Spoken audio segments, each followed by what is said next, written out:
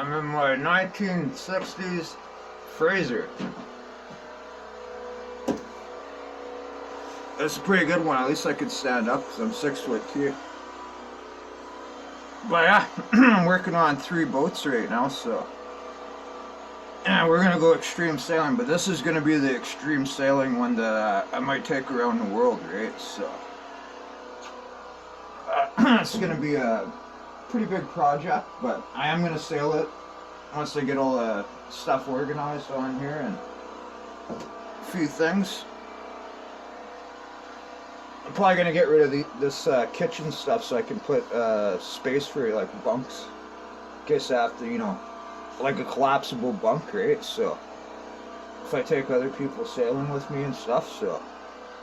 But yeah, this thing's pretty much indestructible once they put a compression hatch on that. It's 1960s fiberglass, so I'm gonna get rid of these windows and I'm gonna put plexiglass and I'm gonna glass over that. A few things, yeah. But yeah, cooking with gas here, guys. It's a really good thing why I came back to Salt Spring.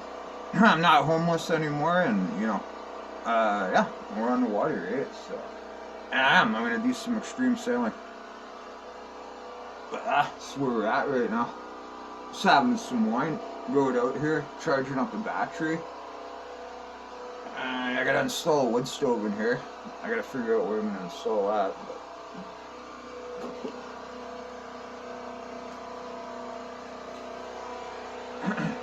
See my boat, guys. This is the Heichka. And in Coast Salish, it means thank you. The Heichka. Heichka and the Swalla. I can't remember how they say that. It's Coast Salish language. It's like native language.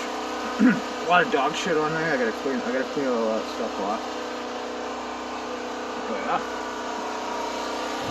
That's it. It's the Heichka. There's my Viking artist. That's my skiff right there.